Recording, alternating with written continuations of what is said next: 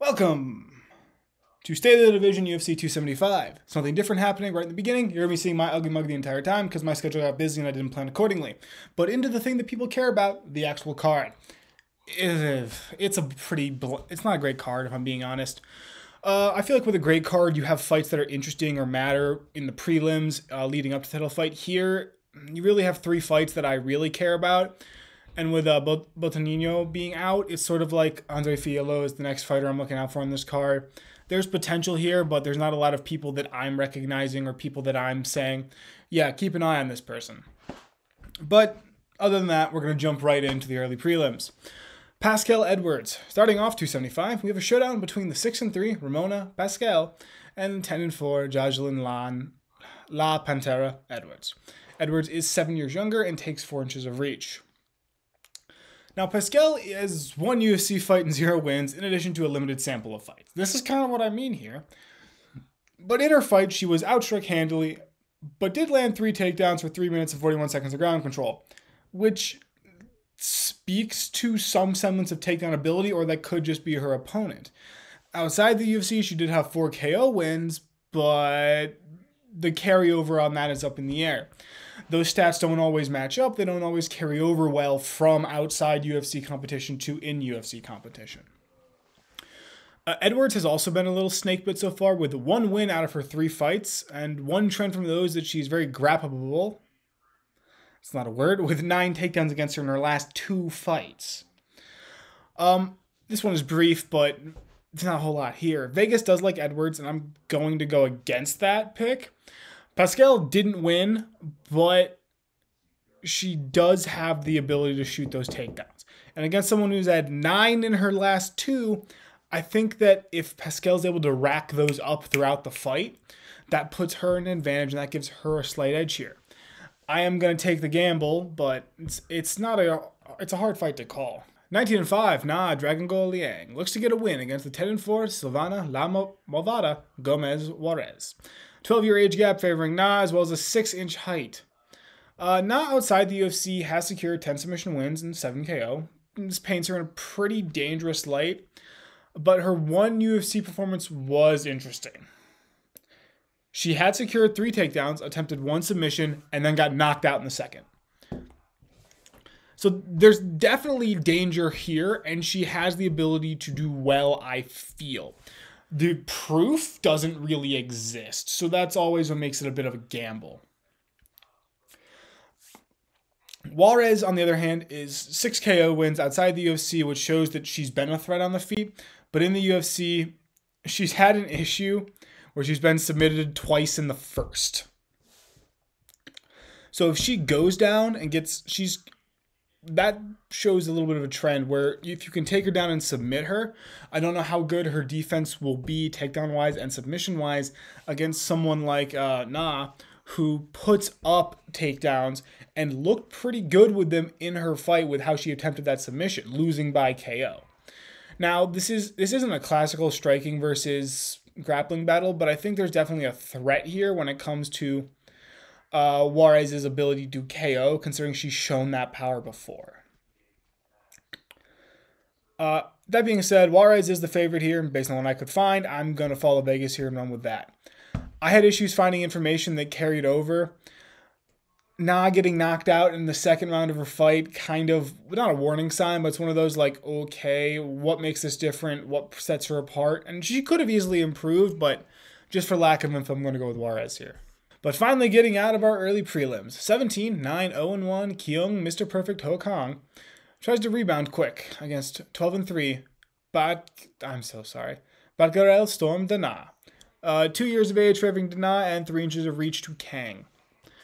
Kang has been a little streaky in the UFC. He's winning 3, losing 1, winning 3 again, and losing 1 immediately after. And while I'm not superstitious, he is coming off a loss, and he's been shown to rebound well. But actually in skill and not superstition, his striking is lackluster, 256 to 236. But it's not really his focus. That's his takedown average. With a 2.23 across the UFC fights, and even outside the UFC, he's put up 11 submission wins. He also has grinded to several decisions where he's reversed position to gain control. But Dana is a little bit of a different story there. He has the better striking, 5.66 to 3.45, and much more of a finish or be finish attitude in his fights. Takedown average isn't great, but with someone who's the kill or be killed kind of striking instinct, that's what you expect. Now, Dana is the favorite here, and I'm going to go against my ground bias and definitely agree here. Dana's aggressive stand-up might put Kang out early, and while he does rebound well, that poor striking coupled with the fact that he has been defended before on takedowns, I don't know how long Dana would need to stun him and put him down considering the kill or be kill attitude he's had. So something weird happened here. And I believe I might have gotten the order of these fights wrong, but I've pulled from 3 different websites. I don't remember. So Andre Filo and Jake Matthews may have, I believe, have been moved up to the main card because Botinho had to be pulled due to a weight cut issue. So I am going to do this fight now, just because I have it written in here. But for future reference, this realistically, I believe, is on the main card. Anyway, 16-4, 0-1, Andre Filo looks to keep winning. It's a 17-5, Jake, the Celtic Kid Matthews. No real measurement differences between them. Now, Filo is a finisher through and through with 2 KO wins in the UFC out of 3 fights, and a total of 13 KO wins.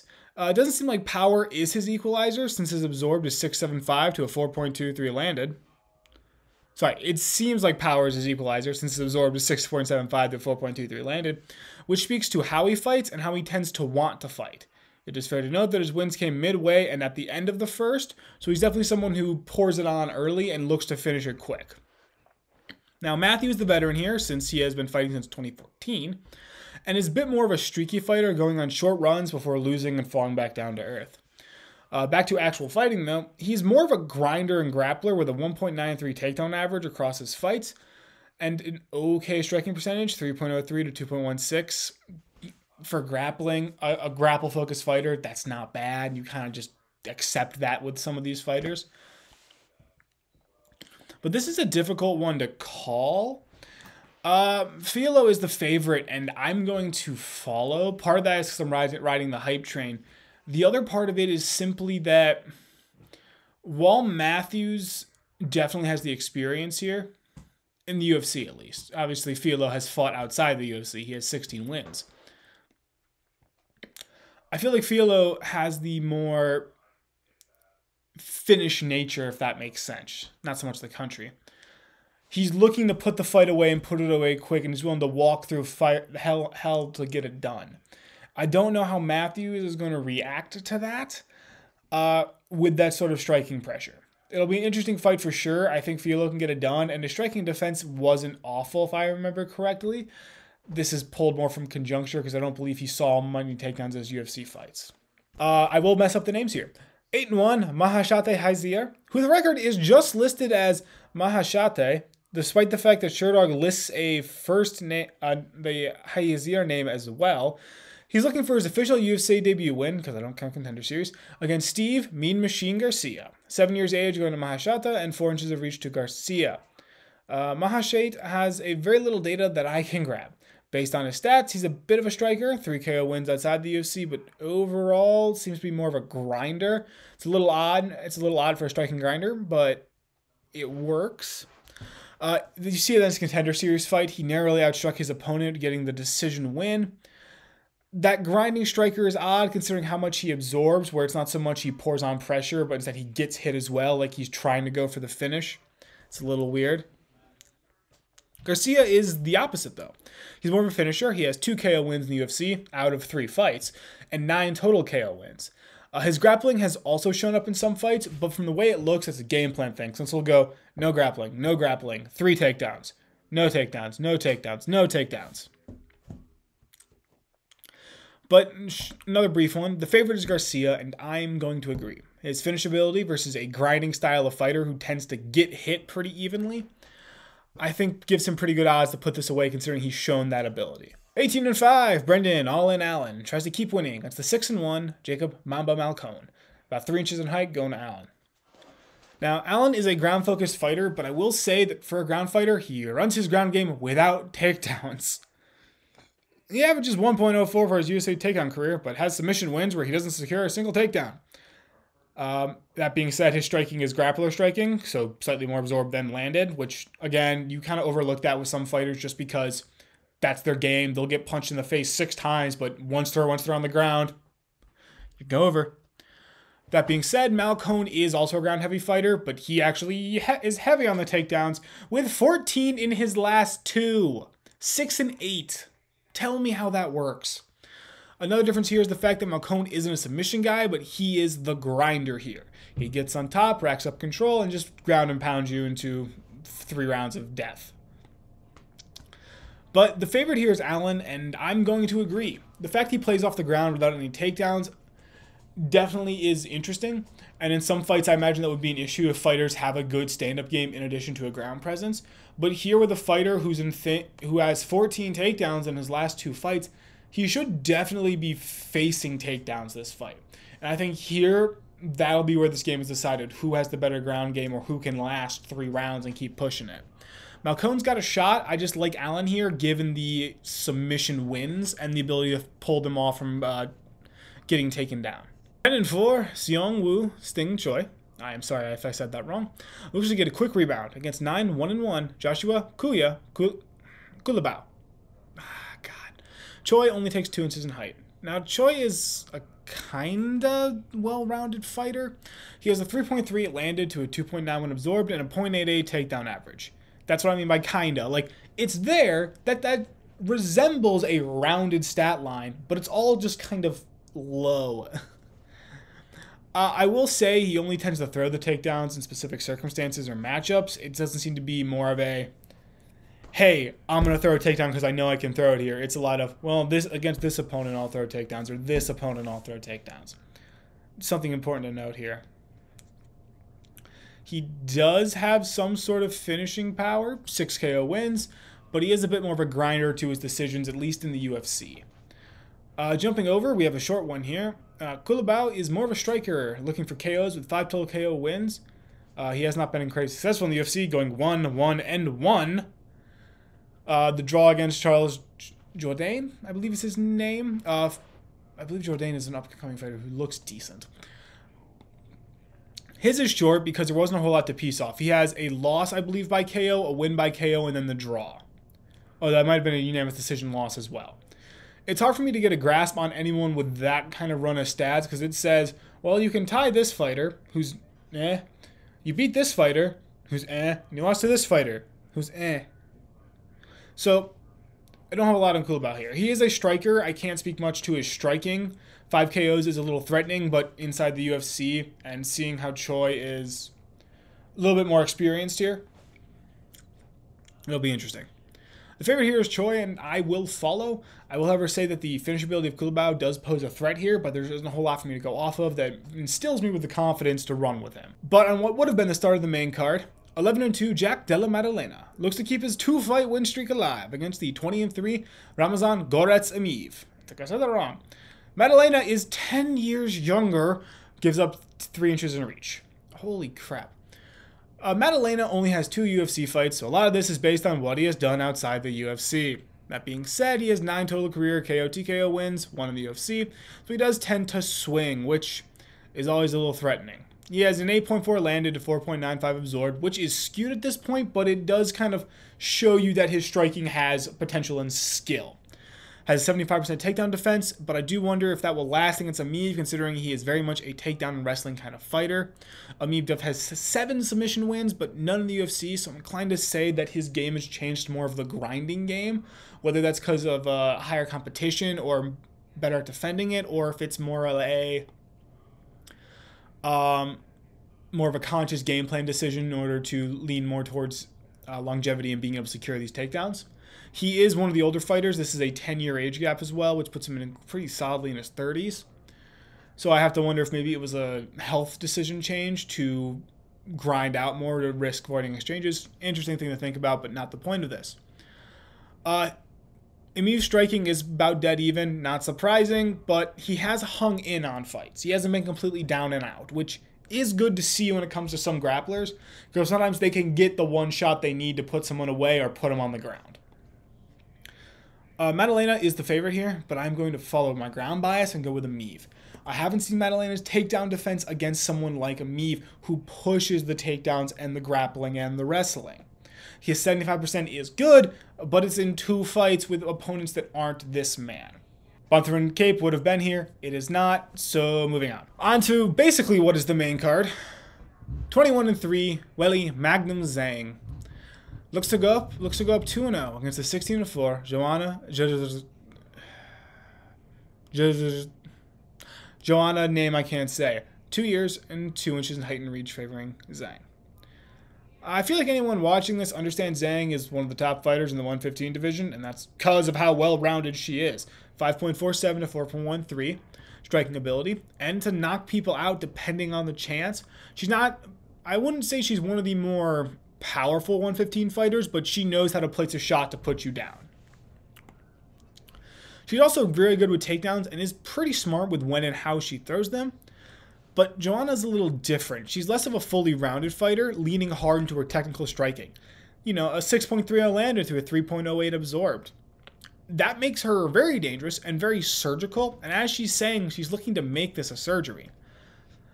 She is not much of a knockout artist. She only, with 11 decision wins, not so many knockout wins. Takedowns also aren't a huge thing for her, but she can throw them if the matchup favors them. You see it a few times in her stats.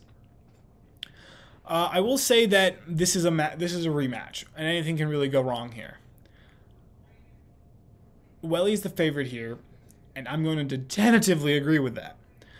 I love the skill of Joanna. I love her striking, and I think she has a definite chance to win this. This fight, I think, is as close to 50-50 as a fight gets. But Weili's ability to take down and Weili's ability to use both aspects of the game very well, I think make her a little bit more dangerous in this regard. And I think this is a fight that can flip very quickly if something goes wrong. But we're finally into the frickin' title fights, and the first of the two is the 22-3 Valentina Bullet-Shevchenko, said that wrong, looks to keep her gold against the 19-1 Talia Santos, with 6 years age to Santos as well as 2 inches in height. Now, Shevchenko is another super well-rounded fighter, and where she's able to function in multiple parts of the game. Striking is a 3.21 to 1.87. Not high numbers, but the difference between landed and absorbed is important. She does have knockout power. It isn't an every fight thing, but it's one of those things like it always kind of looms in the back of your head after watching film on her. And when it comes to her ground game, she has a 2.62 takedown average and several submission wins backing it up and making it a constant threat. Now, Santos is similar, she just has fewer UFC fights. Striking runs a 3.71 to 2.23. And while she has KO 10 outside the UFC, she has none inside the UFC. She also is okay with takedowns, running a 2.44 and some slight submission ability. It's a very, I guess number-wise, a similar matchup, but I'm tentative to claim Santos is the exact same. Santos has less fights, which can lead to heavier numbers, and comparatively, while they are really similar, Shevchenko also has been fighting for defending her belt. Now, Shevchenko is the heavy favorite, I will agree. Ignoring the numbers alone, I think here a lot of this fight comes down to experience at the championship level. And while Santos, I can say, is skilled, she is still relatively new in comparison, and I'm willing to give this to Shevchenko. But we're on the final fight of the card in the light heavyweight title fight. 33-7, Glover Teixeira looks to keep his belt against Jiri BJP Prochazka. Teixeira being 13 years older, and Prochazka taking 4 inches in reach.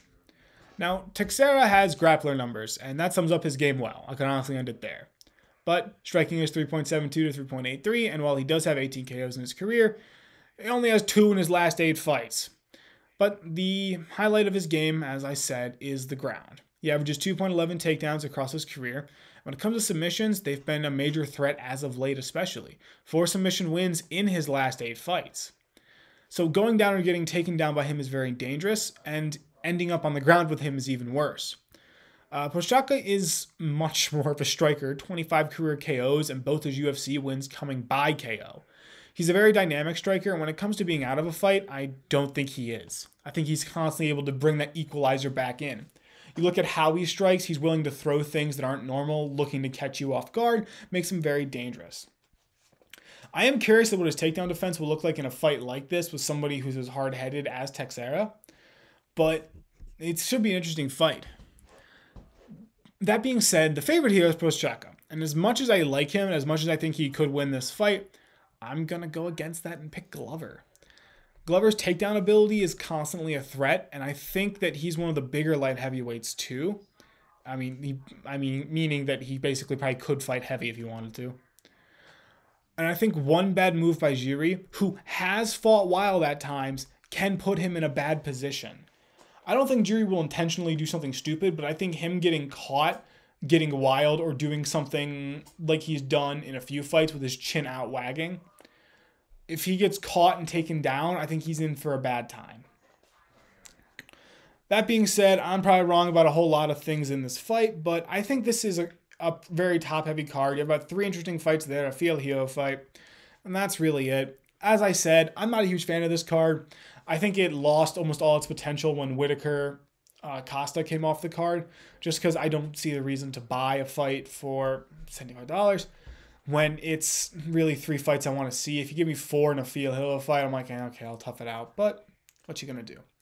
That being said, thank you for watching. Sorry for the change of content. See you next time.